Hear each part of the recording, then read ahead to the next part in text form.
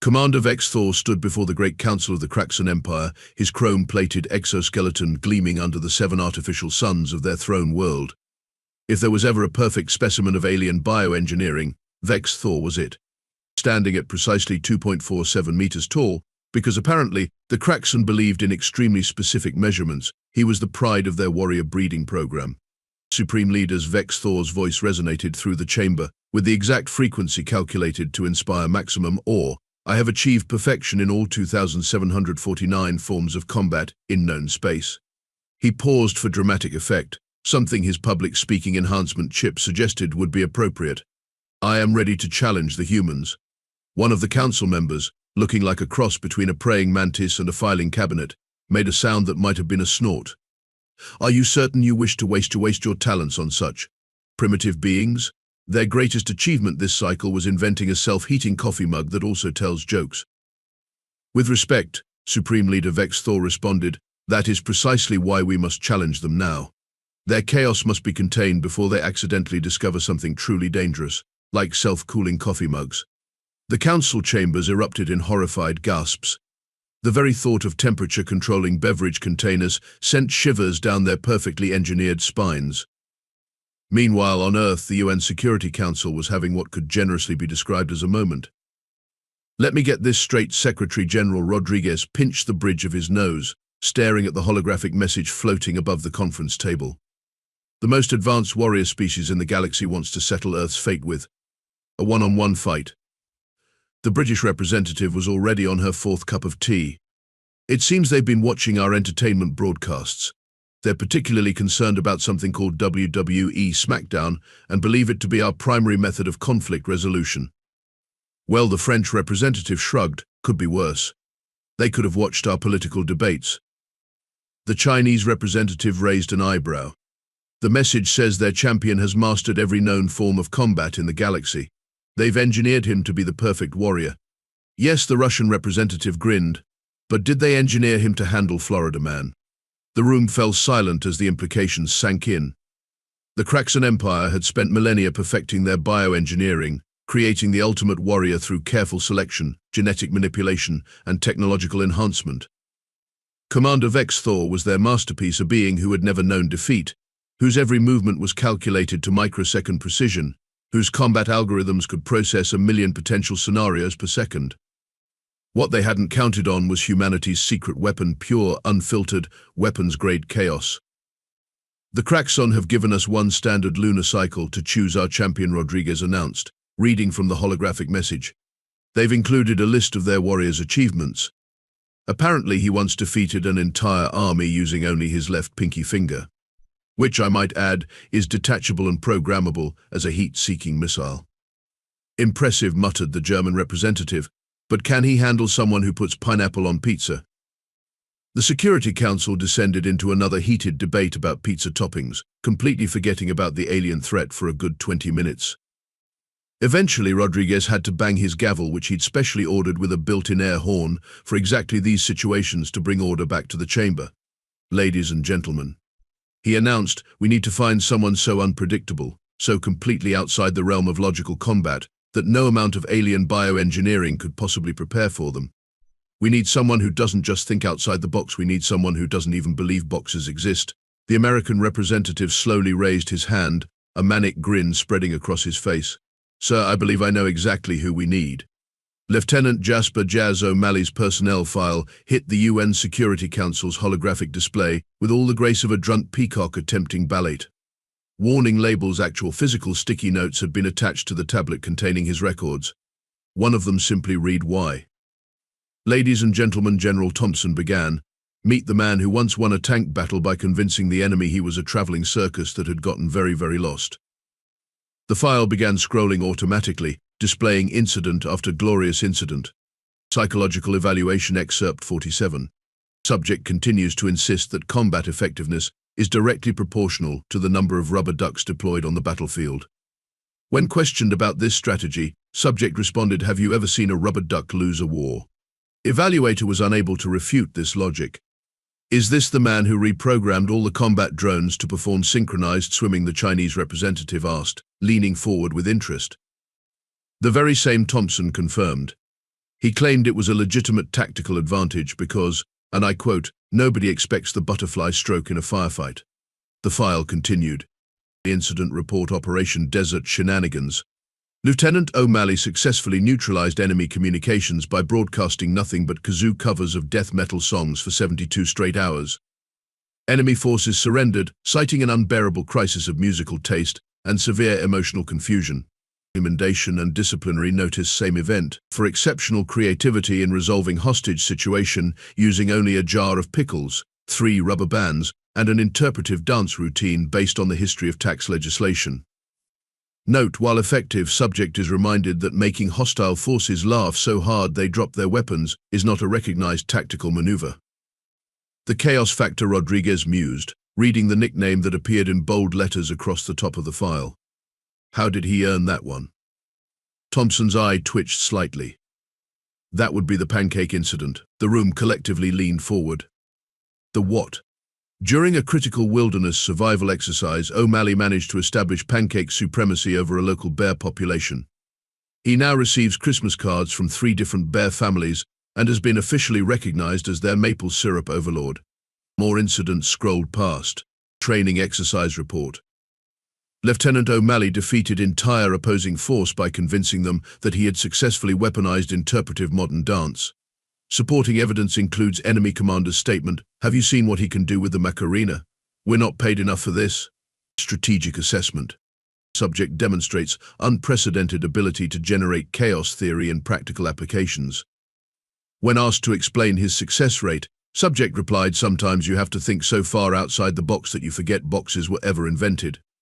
I personally prefer to think inside a dodecahedron of possibility." "But is he stable?" the French representative asked, watching as a video played of O'Malley leading a conga line. Through what appeared to be an active minefield, all participants survived. Morale improved 300%. Thompson shrugged. Define stable. He once negotiated peace between 2 warring factions by organizing a competitive sock puppet theater festival. Both sides are now touring together off Broadway. "And you think he can beat the alien's perfect warrior?" Rodriguez asked. "Sir, I think he's the only one who can. Vex-Thor is programmed to counter every known combat style in the galaxy. But O'Malley..." Thompson gestured to a final video showing the lieutenant teaching a squad of elite Marines to river dance while defusing bombs. "O'Malley doesn't have a style. He has an anti-style. He's what happens when you let chaos theory take human form and give it access to military resources." The British representative set down her 15th cup of tea. "Where is he now?" Thompson pressed a button, bringing up a live feed. The Security Council watched in collective silence as Lieutenant O'Malley appeared to be teaching a masterclass in tactical origami to a group of Special Forces operators. The paper cranes they were folding had somehow improved their marksmanship by 40%. "Well," Rodriguez said finally, "at least we know one thing." "What's that?" "The aliens won't see this coming." "Hell, I'm looking right at it, and I still don't see it coming." As if to prove the point, O'Malley chose that moment to demonstrate how a properly folded paper swan could be used to disable a main battle tank. Somehow it worked. The Craxon Empire's intelligence analysts spent 3 full cycles trying to decipher Lieutenant O'Malley's combat strategy. They failed spectacularly, primarily because they kept looking for one. Supreme leaders. The chief analyst's hologram flickered as he presented his findings. "We've reviewed the human champion's training footage. He appears to be preparing for combat by teaching his support team to juggle quantum physics textbooks while reciting ancient Earth soap opera dialogues backwards." The council shifted uncomfortably on their bioengineered thrones. One of them cleared their throat equivalent. "And this improves combat efficiency." Unknown supreme leaders. But his team's understanding of particle physics has improved by 47%, and they've somehow started a popular streaming series called Days of Our Quantum Lives. Meanwhile, in Earth's most advanced training facility, Jazz O'Malley was implementing what he called Operation Confuser-Tron 9000. "Listen up, people," he announced to his support team, while balanced upside down on one finger. "Today we're going to master the art of tactical interpretive yodeling. The aliens think they know every combat style in the galaxy. Let's give them something that will make their probability computers cry." His requisition list had already caused 3 supply officers to request early retirement. The combat supplies requisition form. 1,000 rubber ducks must be squeaky, combat grade. 17 kazoos tuned to the frequency of cosmic background radiation. 1 industrial-sized barrel of glitter tactical grade, biodegradable. 42 pairs of mismatched socks preferably with quantum entanglement properties. A complete collection of 20th century disco hits. 1 authentic Hawaiian shirt for psychological warfare purposes. 3 metric tons of bubble wrap combat reinforced. A single chopstick, the other one would be too predictable. The alien betting pools were in chaos. The Xylaxians, known for their prophetic abilities, refused to place bets because every time they tried to see the outcome, they got a migraine and a strange craving for Earth's pineapple pizza. The Galactic Sportsbook had to create a new category, outcomes so improbable they loop back around to possible. In the diplomatic sector, tensions were rising. The Craxon ambassadors had formally protested when they discovered O'Malley had requested to bring a rubber chicken as his secondary weapon. It violates no combat regulations, the human diplomatic team pointed out. That's because no one in the history of galactic warfare has ever needed to specify rules about poultry-based weaponry, the Craxon ambassador shouted, their perfect composure cracking for the first time in recorded history. Back in the training facility, O'Malley was perfecting his signature move, the inconceivable infinity loop with a twist of lemon. So one of his trainers ventured carefully. What exactly does this accomplish? Confusion, Jenkins. Pure weapons-grade confusion. O'Malley demonstrated the move, which somehow involved moonwalking in a fractal pattern while humming the theme from Jaws in 7-part harmony. With himself, when your enemy's combat computer tries to analyze this, it'll be like dividing by 0 but funnier. The training footage, leaked to various alien species, had fascinating effects. The warrior race known as the Garuk, famous for their stoic nature, had to invent new words for bewilderment. The quantum probability monks of Betelgeuse VI declared O'Malley either a Grand Master or a complete lunatic, then decided both answers were simultaneously correct. A week before the combat, O'Malley submitted his final preparation report. Combat Readiness Assessment. Traditional combat readiness unknown. Chaos generation capability maximum. Probability of victory P%. Additional notes have successfully taught squad to perform Bohemian Rhapsody using only tactical hand signals and interpretive eyebrow movements. Enemy morale expected to be affected in ways science cannot explain. The Craxon Empire's final intelligence report was equally memorable. The analysis of human champion. Combat style error, divide by 0. Tactical pattern error, fractal overflow. Threat assessment error, does not compute. Psychological profile error, artificial intelligence requests therapy. Recommendation: consider recruiting more analysts specialized in absurdist philosophy. At the final pre-combat briefing, General Thompson had one last question for O'Malley. Son, are you absolutely sure about this approach? O'Malley, who was currently teaching a potted plant to understand complex battle strategies through interpersonal dance, looked up with a grin that made quantum uncertainty look stable. Sir, their champion is engineered to be perfect. But perfection has a fatal flaw: it can't comprehend imperfection. They've created a warrior who can counter every logical move in the universe, and I don't plan to make a single logical move. When was the last time you saw logic win a dance-off?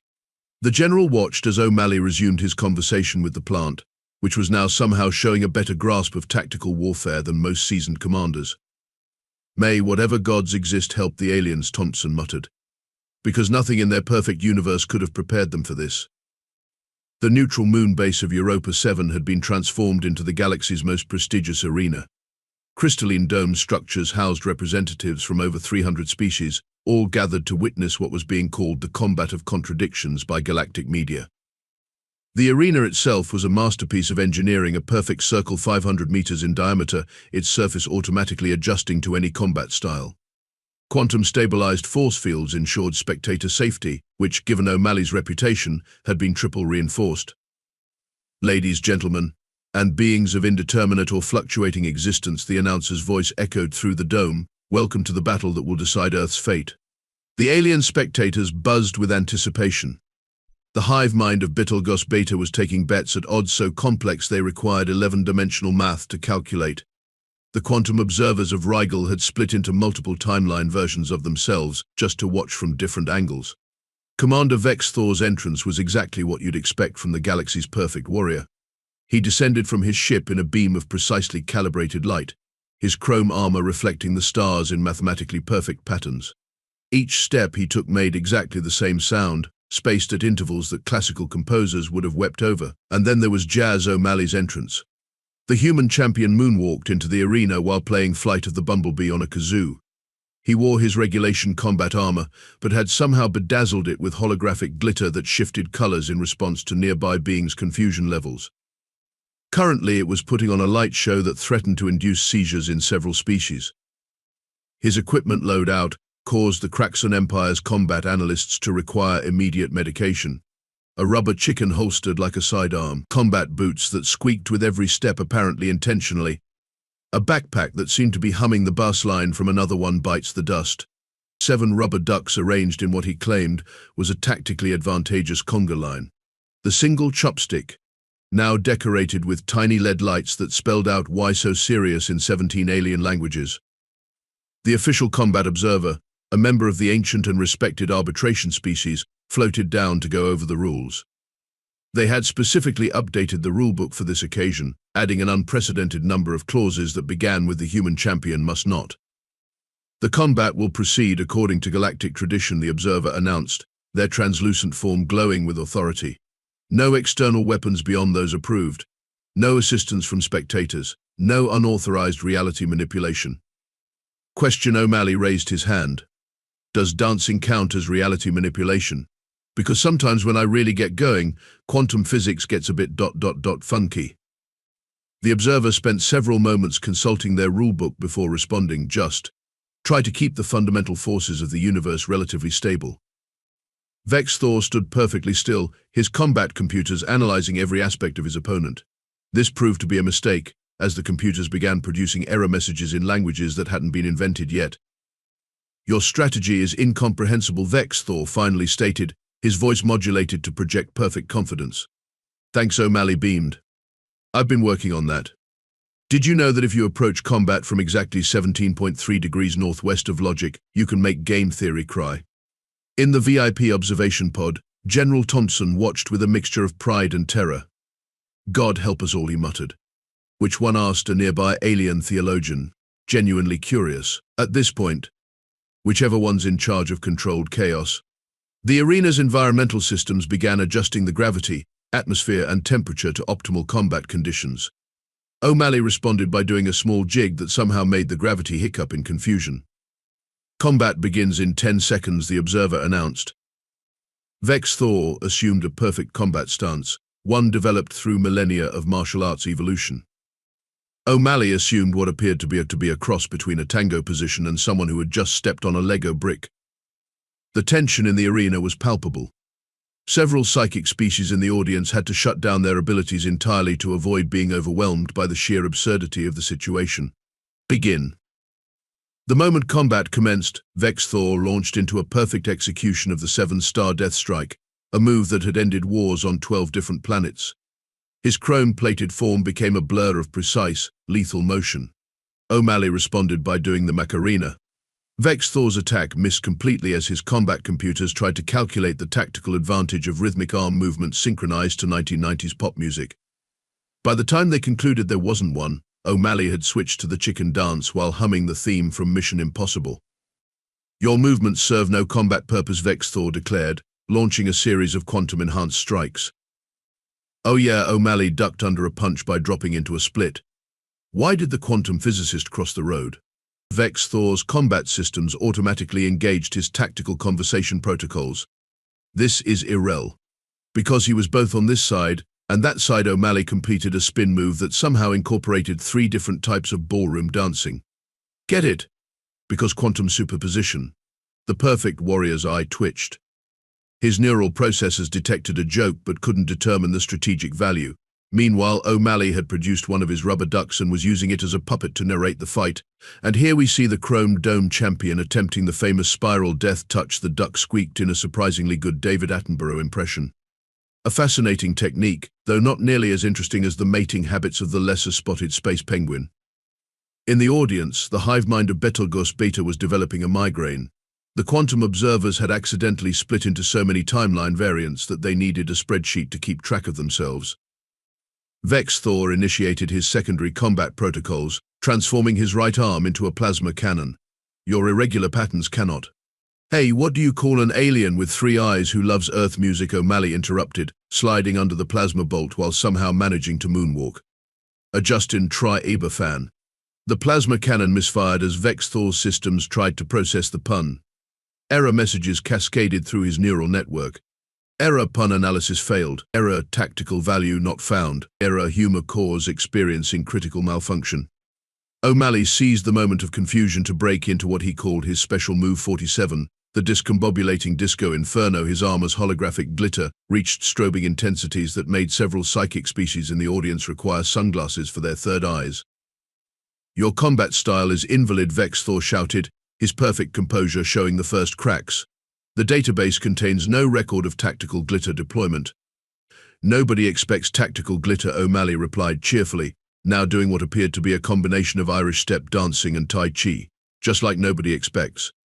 The Spanish Inquisition. In the command center, General Thompson watched as 3 different alien species had to look up Spanish Inquisition in their cultural databases, only to become even more confused. Vex Thor deployed his ultimate close combat configuration, his armor sprouting blades aligned to strike at every known vital point in humanoid anatomy. Your chaos cannot defeat perfection. That's what the toast said to the toaster, O'Malley replied, somehow managing to dodge every blade while setting up his rubber ducks in a formation that looked suspiciously like a synchronized swimming routine. But you know what they say about well-laid plans. They often succeed due to careful preparation and execution. Vex Thor attempted to calculate a response. Nah, they usually go about as well as a chocolate teapot in a sauna. O'Malley pulled out his rubber chicken, which had somehow been approved by the Weapons Committee. Speaking of which, tactical poultry deployment initiated. The rubber chicken, when squeezed, emitted a sound that shouldn't have been possible according to the laws of physics. Several nearby quantum particles threw up their probability waves in disgust. Vex Thor's combat computers began producing smoke. Their attempt to analyze the tactical applications of a squeaking rubber chicken while its wielder performed what appeared to be a one-man reenactment of Swan Lake had caused several logic circuits to file for immediate retirement. Warning, combat prediction algorithms failing. Vex Thor's internal diagnostics blared, unable to establish pattern recognition. Suggested course of action: request technical support and/or existential counseling. O'Malley, now doing the time warp while reciting Sun Tzu's Art of War backwards in Pig Latin, grinned. Having trouble computing the tactical advantage of interpretive dance warfare. There is no tactical advantage. Vex Thor's voice modulation cracked, showing actual emotion for the first time in his existence. Your movements defy every known principle of combat. Exactly. O'Malley executed a perfect pirouette while his rubber ducks performed what could only be described as a flash mob. If you can't figure out what I'm doing, how can you counter it? I call it the O'Malley uncertainty principle. The more precisely you calculate my position, the less sense my momentum makes. The Perfect Warrior's combat systems were now running diagnostic programs on their diagnostic programs. Vex Thor had been engineered to counter every fighting style in the galaxy, but his creators had never considered the possibility of someone treating combat like an improvisational jazz performance with occasional puppet shows. In the VIP box, an alien combat analyst turned to General Thompson. Is this how humans usually fight? Thompson watched as O'Malley began teaching his rubber chicken to tango. No, this is actually one of his more conventional approaches. The analyst needed several moments to process this information, during which time O'Malley had somehow managed to turn the battle into a one-man Broadway musical about the futility of perfect combat algorithms. Next up on Dancing with the Stars and various plasma-based lifeforms, O'Malley announced to no one in particular, we'll see if our chrome-plated friend here can handle the Chaos Conga. As the battle entered its crucial phase, something remarkable began to happen. O'Malley's apparently random actions started forming a pattern, not one that made sense, but one that made nonsense with such precision that it practically formed its own logic. You see, O'Malley explained while performing what he called the Hitchhiker's Guide to Combat, a series of movements that seemed to answer the question of life, the universe, and everything with interpretive dance. The problem with perfect programming is it expects everything to make sense. Vex Thor's combat systems were now operating at 200% capacity, trying to predict O'Malley's next move. This proved impossible because O'Malley's next move was to recreate the entire Thriller dance routine, while his rubber ducks provided backup choreography. Error, invalid combat reference. Vex Thor's systems blared, unable to correlate Michael Jackson moves with known martial arts. That's because you never learned the ancient earth art of O'Malley struck a pose, his glitter-enhanced armor catching the light dramatically, pop culture combat. In the stands, alien scholars frantically began taking notes as O'Malley demonstrated his signature moves. The Indiana Jones doesn't have time for this sidestep. The Luke, I am your father force push now with jazz hands, the Princess Bride inconceivable counterattack, and his piece de resistance the nobody puts baby in a corner roundhouse kick. The quantum observers had given up trying to track the probability streams and were now just enjoying the show. Several had started a wave in the audience, which, due to their quantum nature, managed to happen both clockwise and counterclockwise simultaneously. Vex Thor's perfect training was becoming his greatest weakness. His combat algorithms desperately tried to find logical patterns in O'Malley's movements, not realizing that the absence of pattern was the pattern. Processing error, Vex Thor announced, his chrome finish actually developing stress marks. Unable to compute tactical advantage of, did you just quote mean girls while executing a disarmament technique? Stop trying to make combat math happen, O'Malley replied, seamlessly transitioning into what appeared to be a combination of kung fu and the electric slide. It's not going to happen. The alien audiences watched in horrified fascination as O'Malley's rubber chicken began conducting his rubber ducks in a rendition of Bohemian Rhapsody, which somehow served as a perfectly timed distraction for a series of devastating combat moves. Is this the real fight? Is this just fantasy? O'Malley sang while executing a perfect combination of capoeira and the robot. Caught in a combat slide, no escape from the choreography. Vex Thor's targeting systems crashed completely when trying to predict the tactical applications of Queen lyrics in hand-to-hand combat. His perfect stance faltered as his neural networks attempted to reboot, only to be confronted with O'Malley performing the entire evolution of dance while quoting Sun Tzu. In the command center, General Thompson watched as the alien combat analysts tried to make sense of what they were seeing. One of them had started banging their head against the wall, creating a rhythm that O'Malley somehow incorporated into his next attack sequence. The human's movements, one analyst whispered in horror, they're simultaneously random and precise. It's like he's achieved quantum superiority through sheer absurdity. Vex Thor, the perfect warrior, the pride of Kraxon engineering, found himself facing an opponent who treated the laws of combat like polite suggestions. His every perfect counter was met with moves that shouldn't exist, tactics that couldn't work, and yet somehow did. Your combat style, Vex Thor managed, his vocal processors glitching, it defies all logic. Exactly, O'Malley grinned, now performing what he called the Monty Python Ministry of Silly Walks self-defense technique. Logic is predictable. Perfect logic is perfectly predictable. But this, he gestured to his rubber ducks, now arranged in a formation resembling the Fibonacci sequence, if the Fibonacci sequence had gotten dizzy. This is humanity's secret weapon, weaponized whimsy. The alien audiences watched as O'Malley's seemingly random strategy revealed itself to be something else entirely, not order disguised as chaos, but chaos so pure it horseshoed its way back around to effectiveness. His rubber chicken had somehow achieved a higher state of consciousness and was now giving philosophical lectures to confused spectators. Vex Thor's perfect combat programming, designed to counter every logical style of fighting in the galaxy, was completely unprepared for someone whose battle strategy seemed to be make interpretive dance a valid combat technique through sheer conviction. The final moments of the battle would be discussed in alien military academies for centuries to come, though no two accounts would ever agree on exactly what happened. Most historians settled for describing it as the moment chaos achieved sentience and decided to take up competitive dance. O'Malley, surrounded by his now philosophically enlightened rubber ducks, launched into what he called his grand finale, the chaos theory tango. His combat-grade glitter reached such levels of tactical sparkle that several quantum physics textbooks spontaneously rewrote themselves. Vex Thor, the perfect warrior, experienced what could only be described as a blue screen of death. His combat computers, trying to process O'Malley's final move, a combination of the hokey-pokey and advanced theoretical physics, simply gave up and displayed error 404, combat logic not found. The thing about perfection, O'Malley explained, as his rubber chicken performed a surprisingly moving interpretive dance about the futility of predictability, is that it's perfectly vulnerable to imperfection.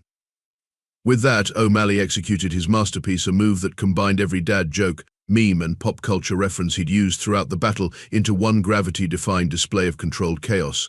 Vex Thor's systems, attempting to calculate the tactical significance of a rubber duck conga line performing Never Gonna Give You Up finally crashed completely. The perfect warrior collapsed, his chrome armor displaying an actual spinning wheel of death. The Galactic Combat Federation immediately reclassified humans from mostly harmless to approach with extreme caution and maybe bring snacks the Kraxon Empire. In their official surrender document, included a formal request to never, ever have to try understanding human combat tactics again. O'Malley's promotion ceremony was unique in military history. His new title, Grand Admiral of Strategic Chaos, was created specifically because no existing military rank quite covered what he did. His rubber chicken received an honorary doctorate in quantum mechanics from 3 different alien universities. But the real twist came during his acceptance speech. You know. Then, he said, standing at the podium while his rubber ducks performed a synchronized swimming routine in zero gravity, there's an old Earth saying in chaos, there is profit or wait. Maybe that was the Ferengi. Anyway, the point is, sometimes the best way to defeat perfect logic is to be so illogical that you loop back around to a higher form of logic. He then proceeded to reveal complex mathematical formulas showing how each seemingly random action had been precisely calculated to cause maximum confusion in bioengineered combat systems. His rubber chicken had apparently been collecting data the entire time. General Thompson, watching from the audience, finally understood. Son of A, he wasn't being random at all. He weaponized unpredictability itself. The Kraxon Empire immediately classified the entire incident as that thing we don't talk about. Meanwhile, O'Malley's rubber ducks were invited to give a TED talk on the quantum mechanics of comedy in combat. As for O'Malley himself, he was last seen teaching a masterclass on tactical interpretive dance to a joint session of the Galactic Senate, his combat-grade glitter now standard issue in 3 different space fleets. Some say he's still out there, somewhere, making the universe question its own sanity. On purpose.